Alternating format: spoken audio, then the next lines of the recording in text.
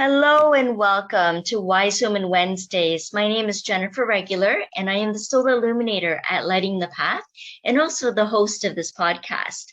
This is where I get to bring the most amazing and inspiring women from all around the world who are sharing their journey and their story and how they cultivated their unique path and passion for helping to inspire and empower you to embody who you truly are and feel the courage and confidence to do what you dream of doing.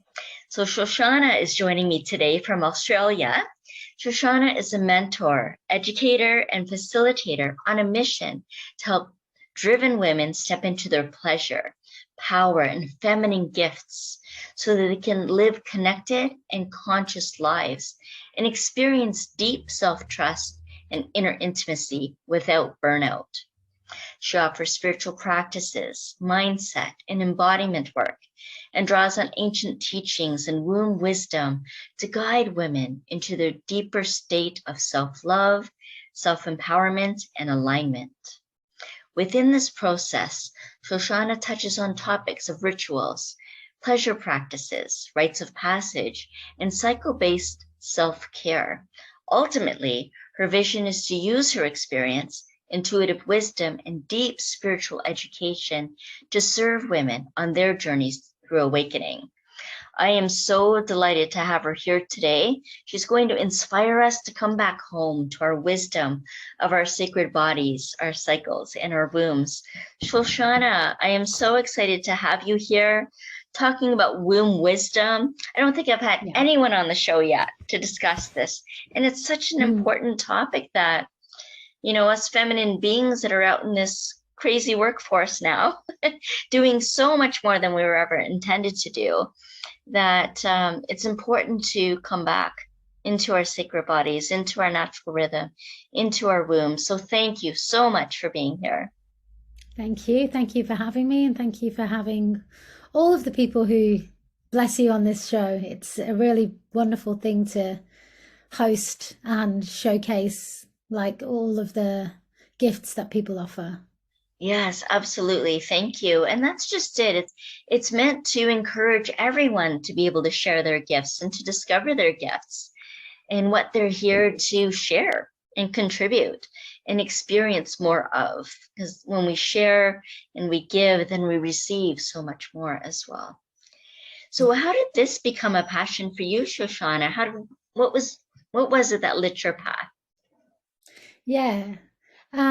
Well, in a nutshell, the reason why I got into womb reclamation was actually after a traumatic breakup that I had, and the breakup was it had a lot of infidelity and betrayal, and it triggered a lot of my wounding around abandonment and around just being unloved and unsupported. And I knew that with all that infidelity and all of those lies, I wasn't feeling myself. And I lost like a lot of my creative drive. I lost a lot of my libido with myself and others. And I just wasn't feeling like I know I should be. I couldn't really explain it, but I knew there was something there. And then I heard about, and I got more and more into spirituality, more and more into a higher being, into a faith, like looking at why has this happened? What is the purpose? Because although I was very much still healthy in terms of my physical body, I wasn't really engaging in spiritual practice, so to speak. And I stumbled across the word like womb clearing or womb healing and womb meditation through attending women's circles. I started attending women's circles because I needed a space to feel heard and seen and validated. And that was really the gateway into this work for me, like seeing other women in their vulnerability and being held by other women in vulnerability, and feeling the power and the impact and the transformation and just the healing that just that has, like sitting in circle with women and being held without judgment, without comparison, without even advice or feedback, and just being sat and just being held in my pain and in my trauma of what was happening at that time. And it was extremely healing for me. And then getting into spiritual circles, I heard about womb healing, and then it took me onto a journey of like, what is womb healing? Let me YouTube womb healing. Should I look up a SoundCloud of womb healing? Let me try it. Then I found courses, and you know, that just, you know, one, you plant a seed and things unravel for you. And so that's kind of how all of this, it started as the pain turned into, like, I guess, like from trauma to what I would like to say is more wisdom now. Yes. More wisdom. And how would you describe wisdom? How do you see wisdom? Yeah, I feel it's like when we can extract the soul lessons from the pain without invalidating the experience. And it's teaching from the scar rather than the wound. Yes. So beautiful. Yeah. So really, like, if you still have a lot of trigger around what is happening, you may be coming from a place of retaliation, a place of vindictiveness, manipulation. But when you're still validating what has happened and acknowledging, but can still talk about it and I guess process it in a way where you can see the bigger picture, but you're not spiritually bypassing as well at the same time. Like, yeah, because it's easy to fall into either or category.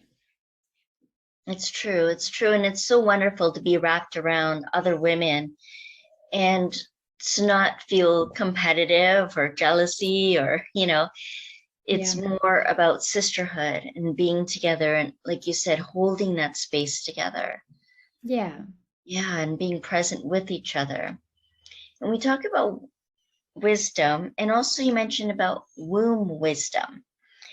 Yeah. So wisdom about, you know, extracting the soul lessons and soul information while still validating the experiences that we've gone through, and looking into the deeper meaning and purpose for our growth. And really how, like you say, one thing leads to another. It changes our whole trajectory when we start thinking and acting on those thoughts in a whole new way, and being supported in that and making that decision that creates a momentum, leading us to exactly where we need to be, doing what we need to be doing.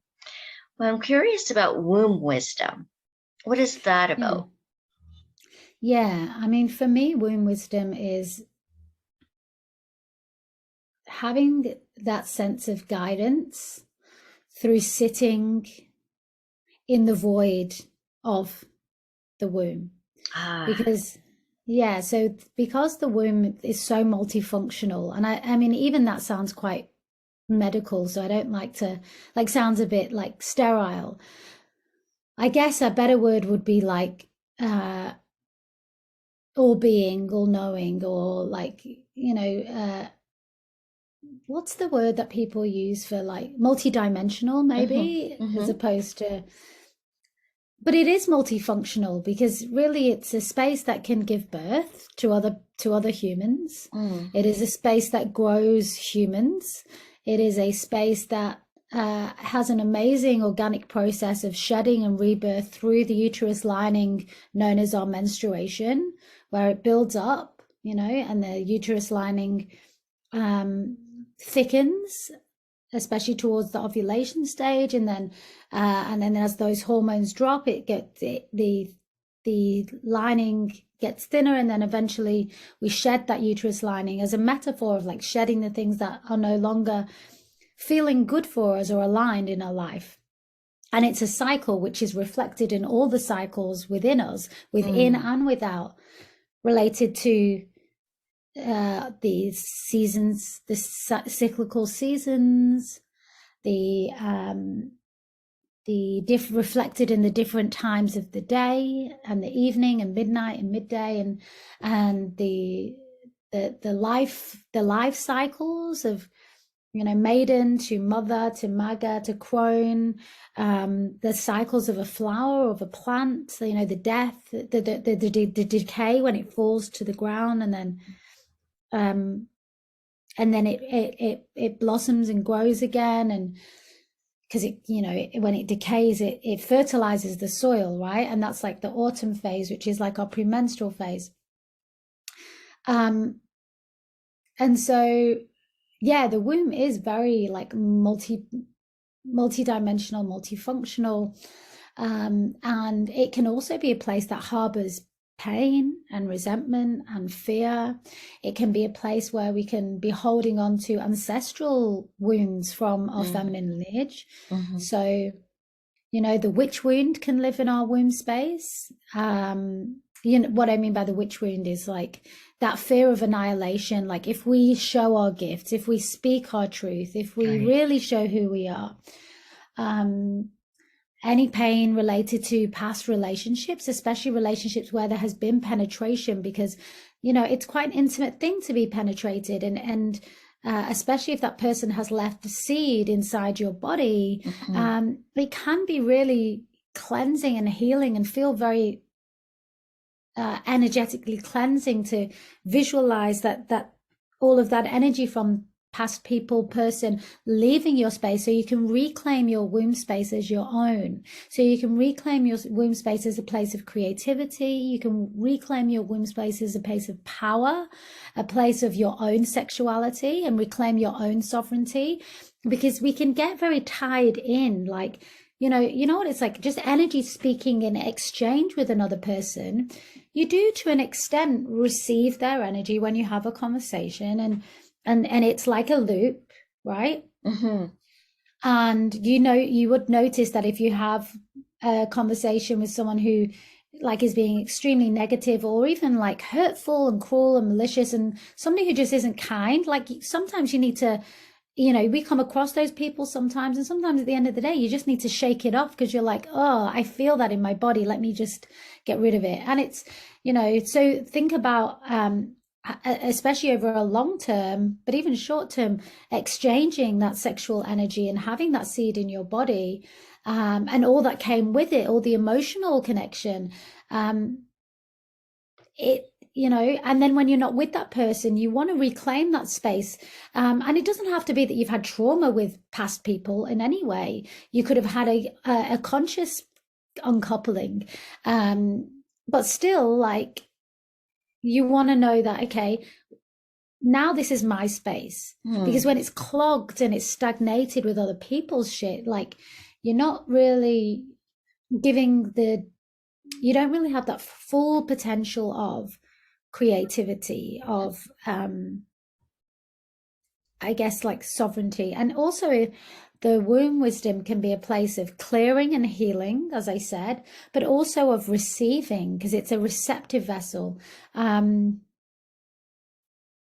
like to describe it as, like, for male-bodied people, they have, like, they are the penetrators. They have, like, you know, their genitals are more penetrative. And then for women, it's more like a soft vessel. We're more receptive. So the womb space is also very receptive in the fact that, well, it can absorb pain, but it can also take in, you can clear that, and you can clear that with the energy of the earth through somatic practicing, through doing womb practices where you cleanse old energy, and you bring in the energy of the earth, the chi, the life force, the vata of the trees, the oceans, and you bring that into your womb space, because the womb of the earth and the womb of the woman are one of the same. Like, we are Mother Nature, the feminine, Shakti, like there is all these threads together. So we can use it as a creative portal as well. We can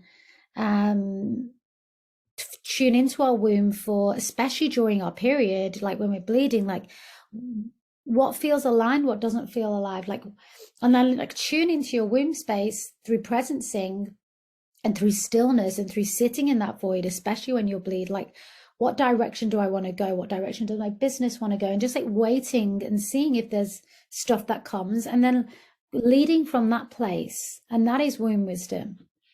There's a lot to it, but that's a part of it. Oh, I love that. Thank you so much, and for that understanding and reminding us of that, or even learning it for the first time.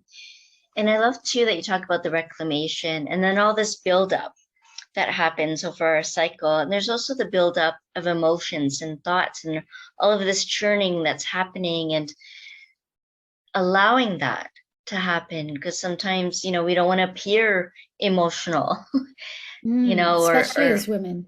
Yes, or, you know, we're told not to cry, or we're too emotional, or, you know, it's been hard for us to be able to express that freely and let it flow freely, which can happen during our cycles. You know, there is that flow, and yet there's habits or maybe conditionings that tend to stop it in some ways, right? To being able to experience it fully. I mean, even in older times when we would go to the moon lodge or on retreat or just stay home during our time, our moon time, right? While we're bleeding, while we're menstruating. And I like how you say using that time for reflection and reassessment and the turning over of the cycle of what's moving through. You know, it's a shedding and a letting go of what's being released right now. And yeah, I love the way that you talk about that and the metaphor, but also the literal and spiritual, figurative meanings of all of that, of the cycles and the flow and the building up and releasing and the reclamation of our feminine flow, and also our emotional flow as well. Yeah. And the emotional one's a big part of it, a big piece, because sorry. Did not want to get that phone call. Let me just turn my phone off 1 sec. Okay. I thought it was off.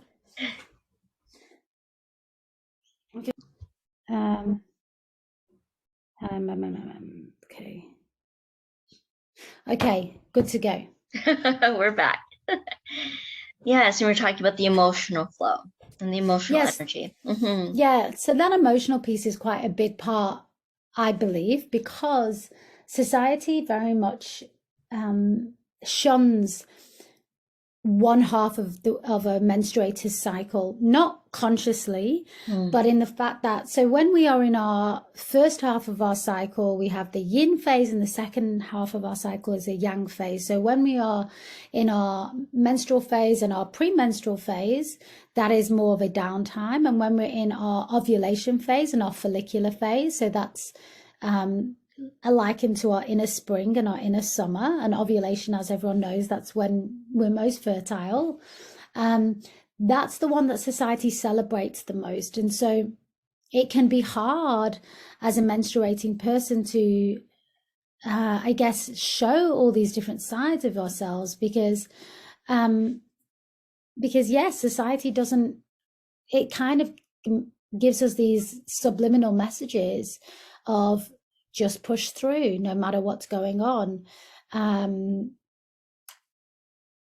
because society is very goal orientated. It's all about productivity. And so then when we aren't in that goal oriented state, when we aren't in a very productive state, then we feel guilty and we feel shame for giving ourselves the time, or for not feeling like it's like, oh shit, I should be feeling this. Like, why don't I feel energetic? Why can't I go to the gym? Why can't I, why am I not productive? Why haven't I ticked anything off my to-do list? And then it's reinforced by society that, you know, our kind of self-worth and our kind of usefulness comes from our doingness, if that makes sense. Makes perfect sense. Yes. Yeah. And so how can we shift back into our feminine flow, choosing a path that's most nourishing and productive for us, finding a balance, a yin and a yang. Yeah. Mm-hmm. The way I what I offer my clients and in the courses I offer is to come up with small micro moments that are sustainable to you and your lifestyle. So some people have more privilege, some people have less privilege, some people have more flexibility in schedule, some people have less, and obviously that's an individual thing. But it could just be that, like, for example, when you're bleeding, it could be telling your work colleagues or telling your partner, hey, this is where I'm at. I'm not feeling my best. Can I outsource these tasks to you? I would really appreciate, like, being communicative, being open, being honest. And maybe, like, if you can take some time off, like a day, excellent. If you can't, that's okay.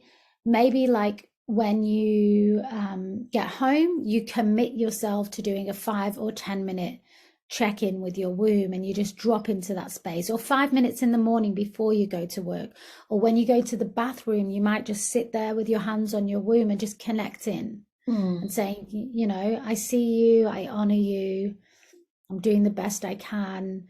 And just bridging that connection between your mind space and your womb space, and showing at your womb that she's not forgotten.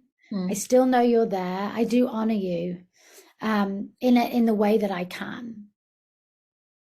Yes, that's beautiful. Like you say, it's not a huge practice or something really profound or dramatic, that you'd have to do or even take long. As you say, 5 to 10 minutes, acknowledging, validating, connecting, being present with, and which is profound.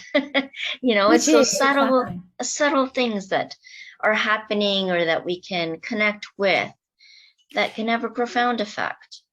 Absolutely. And also, like, making an altar to represent that part of your cycle. Like, it could be a premenstrual altar, it could be a menstrual altar, and for the menstrual, it could be things that represent death. It could be a skull, it could be whatever crystals, cards, or pulling a card to guide you can also be a really nice thing to do. And like, if you work and you can take sick days, then maybe you have some of those as your days. One thing I really like to do and give people the opportunity to do is the reviewing practice, just like sitting in that void of the womb and just free writing, like, okay, maybe there's a title, like, what's working in my life right now, like, how am I feeling in all areas, like, have a title, have a starting point, and then free write and just see. And because you're tuning into the womb space, you might put some music on, you might drop into the womb for 5 minutes, breathe into the womb, so feeling the womb expand as you breathe in, feeling the womb close as you exhale, and just feeling the pulsation of your womb, really connecting in from the mind's eye into that space, and then just free writing from that place, maybe with music on. It's like womb journaling, basically. It's journaling from the void of the womb. Oh, that's beautiful. What a wonderful practice. Womb journaling. I like that. So there's obviously a lot that you offer people that you work with individually and in groups. Is that how you work? Yeah. Different circles. So tell us a little bit more about that and how people can get in touch with you and connect. Yeah. I'm most active on Instagram in terms of social media. And perhaps I'll just give you the handle afterwards. You put it in the notes. Yes, absolutely. And then I have my website, but generally, most of the year I offer one-to-one. So we can do voice note support only. And I also offer the online sessions. And I do varying different times. You can do one-offs, 1 month, 3 months, 6 months, so whatever works for you. There's payment plans for everything. And then probably twice a year, I run group programs. So I have one called Love Your Cycle, Change Your Life coming up. Yeah, that will be in the next couple of months. It'll be the third round. And yeah, and then I run the other ones are kind of sitting there in the background, and then yeah, I either do them live or I do them self-paced. It just depends. So yeah, a couple of times a year I'll bring those back out, and I update them each time with whatever I've learned. Yeah. Oh, beautiful. They're my main 2 ways. Okay. Awesome. Okay. And we'll put those links in the show notes for everyone as well. And you also host a tribe too with Sacred You. I do. Yeah. And I host a tribe with Sacred You called Sacred Feminine Spaces. And every month on a Tuesday at 7:30 p.m. Australian Eastern Standard Time, we basically have like a Q&A, or sometimes I just like discuss and explore a topic, and then we have questions and answers at the end. And we really talk about all things feminine empowerment, the patriarchy, unraveling the patriarchy, the menstrual cycle, sisterhood wounding, the witch wound.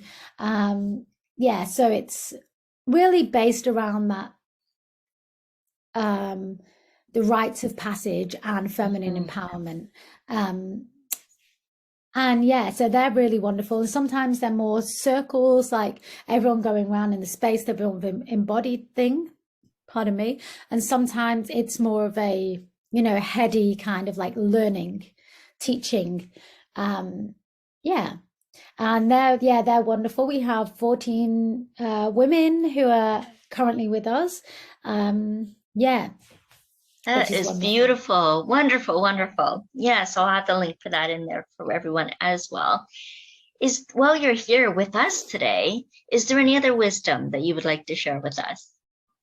No, I feel complete. It's been a wonderful conversation. Thank you for having me. It has indeed. And I encourage anyone who does want to learn more and connect and be part of this circle of women in any of the events or the tribe, or even speaking one-to-one with Shoshana, we'll have the links in the show notes for you. And I want to thank each and every one of you who've been listening and watching here today on Wise Women Wednesdays. And we will see you again next time. Thank you so much. Thank you. Bye, Shoshana. Thank you. Bye.